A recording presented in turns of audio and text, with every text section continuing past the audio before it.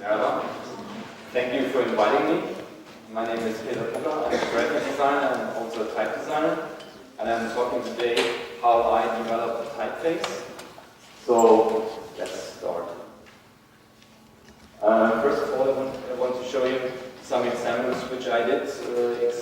These are already typefaces I did. So this typeface is called Gringo. So it's a mix of American and European influence. I did that a couple of years ago, and what's special about this typeface, I also printed a small booklet. You can see it here, and just a double spread of it, and I printed on my own. So before studying graphic design, I did an apprenticeship at the printers, so I got the skills also to produce what I designed. This is another typeface I did. I did it for a book. The typeface is called Reuter Mono, and it's a typeface, a mono typeface. You use it also for typewriters, and this typeface was also exhibited at the Gutenberg Museum in Mainz and also the Bauhaus Archive in 2013.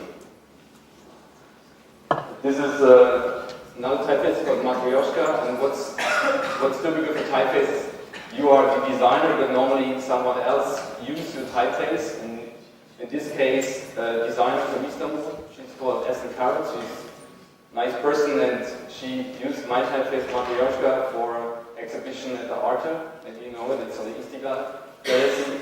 So this is nice to see the typeface in use when someone else is using it. So another example is a poster I did for Volcano Type. Volcano Type is a type foundry in Germany. I worked for them, and I designed this poster for that. So now I want to continue with my speech. So how do I develop a typeface? So first of all, what kinds of typefaces are there? There are many different styles out there. So which style do I prefer, or which was the goal to start a new design? So maybe you know there are Blackletter fonts, display typefaces, sans serif typefaces, script fonts, serif fonts, lab serif. So my idea was to design a sans serif font. Now I want to explain closer what does that mean, or what kind of styles exist already. So there are different sans serif styles. There are on the top, on the left, there are dynamic ones. They're called dynamic ones. This is the Gill Sans. Maybe you know it. You have it on your computer. They're geometric. On the top, it's called the Futura. It's from the end of the 20s, so it's quite old. It's geometric typeface. And then on the bottom, on the left, it's Helvetica. It's quite a famous one. And on the bottom, on the right, it's Great Gothic. So I want to explain it. Go to more details. What does it mean, a dynamic sans serif font? It means that you have a stroke modulation. That means you have thicker and thinner parts. So it's quite get influence from calligraphy. You have horizontal terminals, open A. You have a double story G that's often used in text typefaces. For example, Times New Roman has also kind of G like that. Then you have a slanted X. This comes also from calligraphy.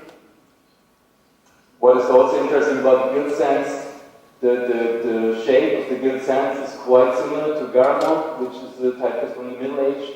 So it's really often used for typesetting for books, for longer texts. It's good to see, but you see kind of the red is kind of a skeleton. You see there's quite a similarity from the shapes. So we're going with Futura, it's geometric serif. So what does that mean? It means a low stroke contrast. So the strokes are quite similar, horizontal and vertical strokes. Single story A, single story G, and geometric shapes. That is really typical for Futura. So it all deals with geometric shapes. The square, the right angle, and the circle. Helvetica, static sans serif, low stroke contrast, vertical terminals, single story G, closed A, and symmetrical shapes. So, it's also interesting So it's a typeface from Switzerland. And interesting is that there's quite similarity to Bodoni, which is a typeface from the 18th century.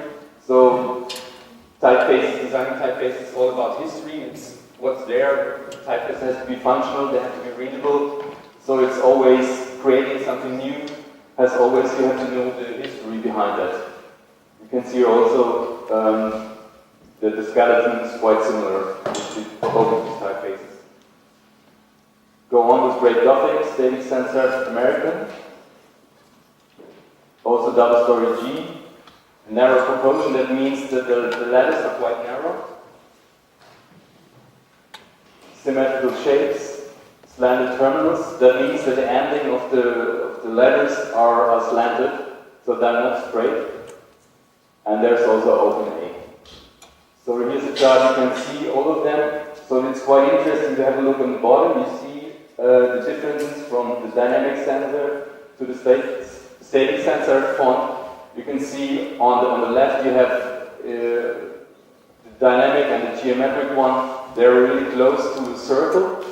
And when you go to the static and to the static sensor American one, it's more an oval shape. So they're much more narrow compared to the other one. They're more like a circle.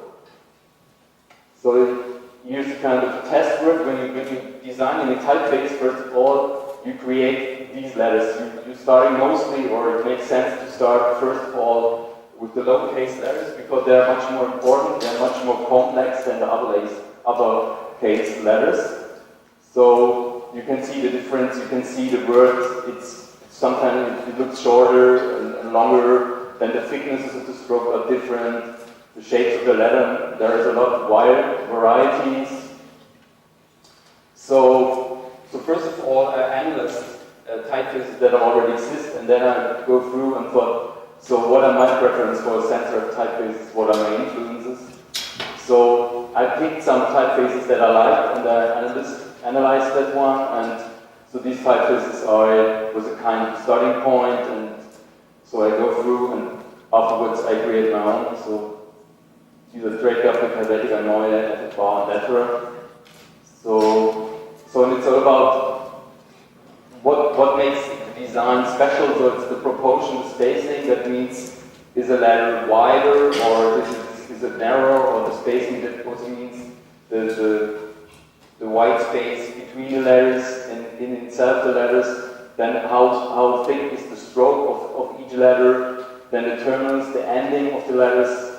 Then I got also influence from monospaced typefaces that are typewriters. You use them for typewriters. So, and then I go on with the testing words. So on top and in the middle there are my influences. So it's very Gothic and Helvetica in the middle, and on the bottom it's my typeface. So it's a kind of mixture of both of them. So I will go closer into details. So here's the proportion spacing and stroke thickness. It's a kind of abstraction how each letter has the same width or not. So it's a kind of you can see a kind of a rhythm. So the O in the end is a quite important letter. So first of all, when you design a typeface, so it's good to start with the O and the N, because when you have both these letters, you can recreate all the other ones.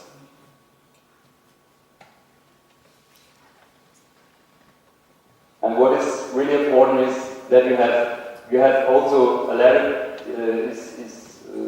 creates. You have to have an inner space and outer space, and you can see on the right the O, the gray space, also the O and the N, and you can see the dimension of this inner space is quite the same, both of them letters. So you have to have. It should be has the same space, each letter, the inner space. So then I put my design on top of the other one.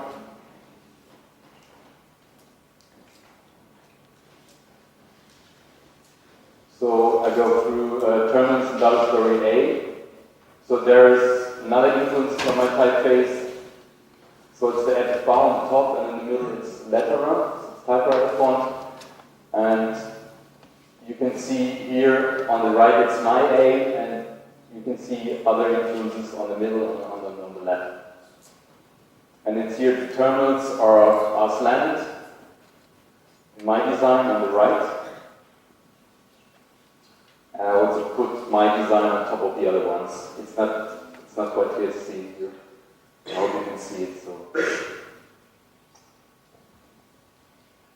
So double story G.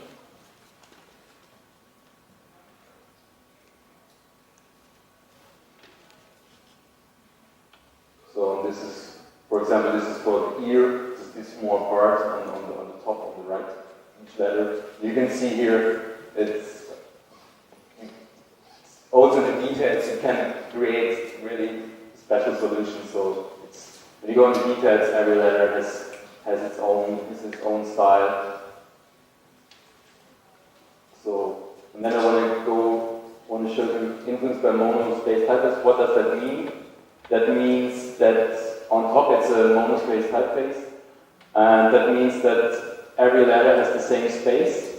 So when you see Hamburger fonts, the test work, when you see the word, the letter N on the top, the type is on the top, the N is quite narrow because it has to fit on the same space as, for example, the DH or the A. So in my version, I picked out some of these letters. I thought it would be interesting to put some letters that I got influenced from the typewriter typeface. So I liked the A, the ending of the A, and the R that is a bit wider is normally also the F and the T. So this is an overview of how to create a typeface. So there are kind of programs around. So this is, I use FontLab Studio, this is quite often used, and this is kind of a table. So you can see here green parts. So the green parts are already designed, I like. Then there are maybe the color red. It's still in the process, and in the end you have to fill all these parts that are left with the gray ones. So it's really a long way to go to create a typeface, but it's interesting to do it. So in the end I want to show what is typical for distill for this. This is the typeface, that's the name of it. So distill, it means, you know, I got this influence, this kind of distillery, what I'm doing with the influences. That's why I call the typeface distill for test. So here's the test word again. So they have narrow proportions, double story G, slanted terminals, symmetrical shapes, nice details, rounded irises, and influenced by monospaced type. That's it.